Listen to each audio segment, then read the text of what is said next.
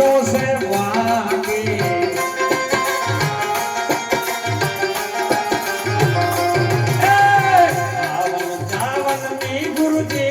गलियों से भागे ये समझनी सोच हमने ये जो सतगुरु की मारा चरणों माले लो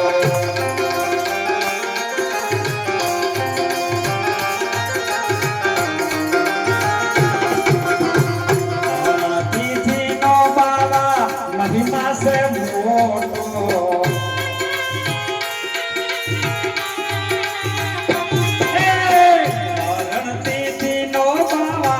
महिमा से मोटो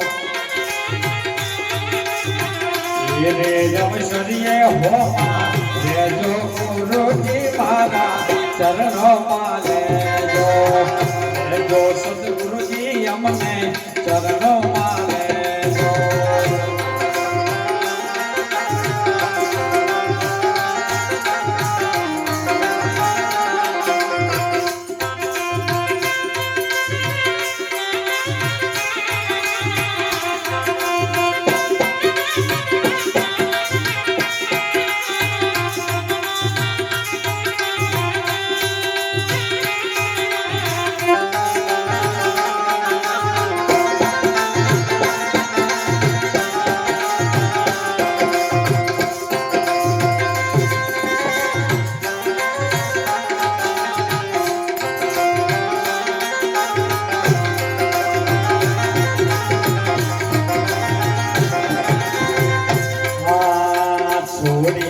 जो तो तुमने शोभे नहीं श्यामला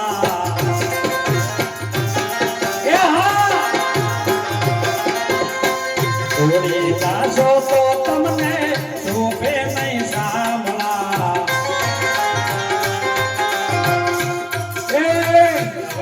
माने तो तुम्हारो लाजे सतगुरु जी मारा चरणों माले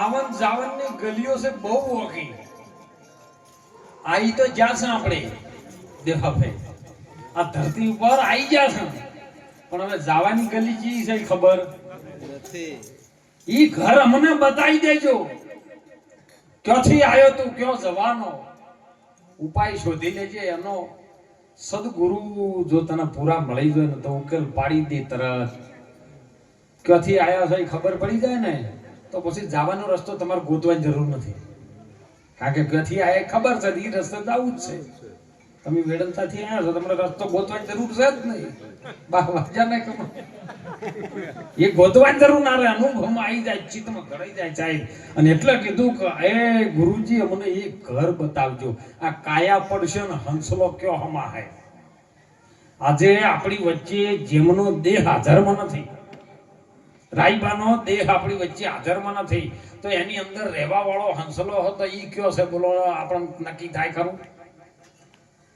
નક્કી થાય ખરું તો ભજન ચીલ્યા કરો હતા નક્કી કરવા હારું તો ભજન છે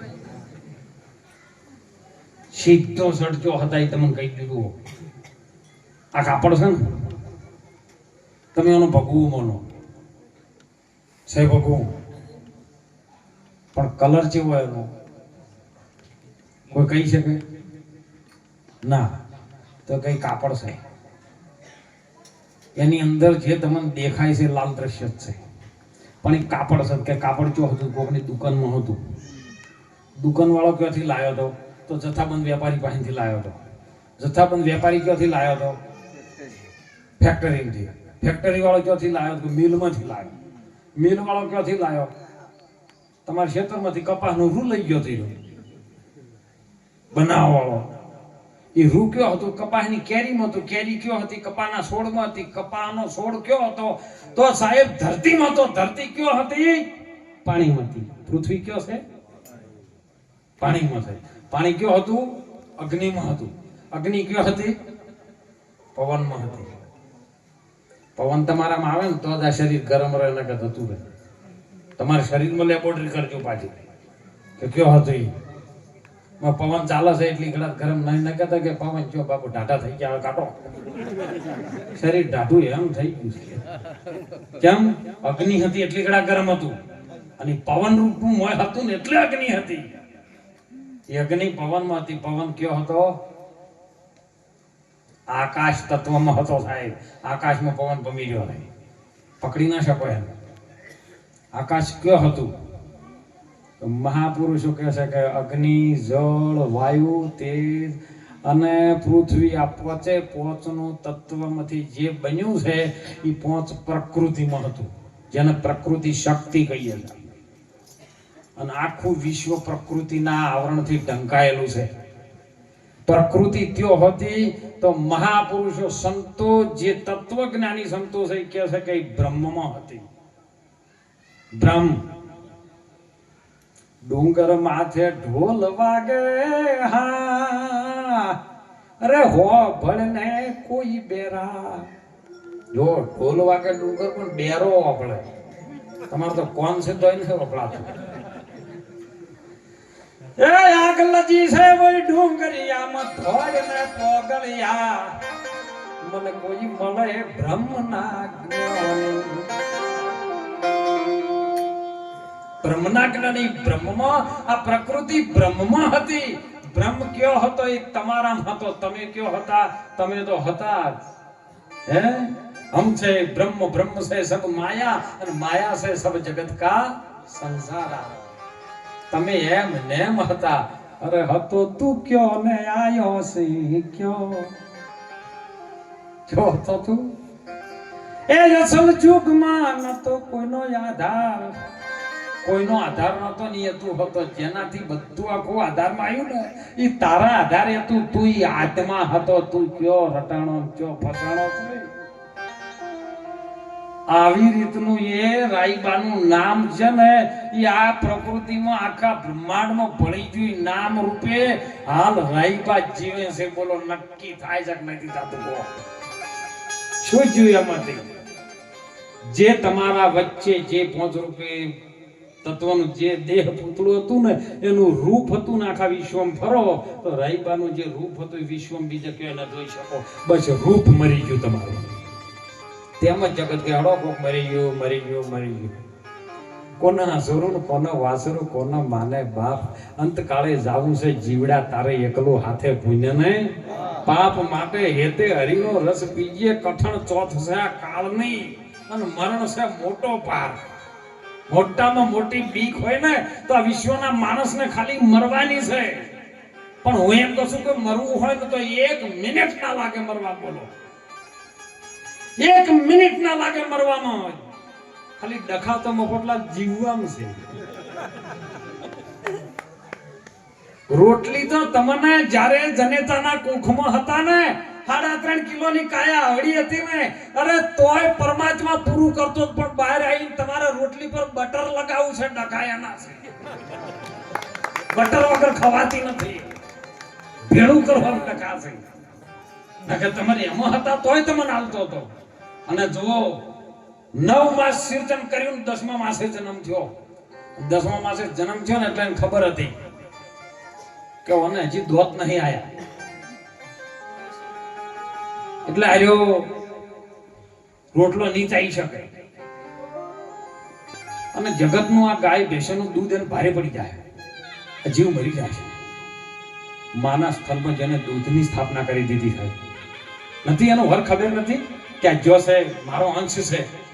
એને ધાવવા જોઈશે, એને દૂધ જોઈશે, માનું દૂધ એને અમલમાં આવશે, માનું દૂધ જ એને માફક આવશે, બીજું દૂધ નહીં આવે ને શેરવાન થઈ જાય.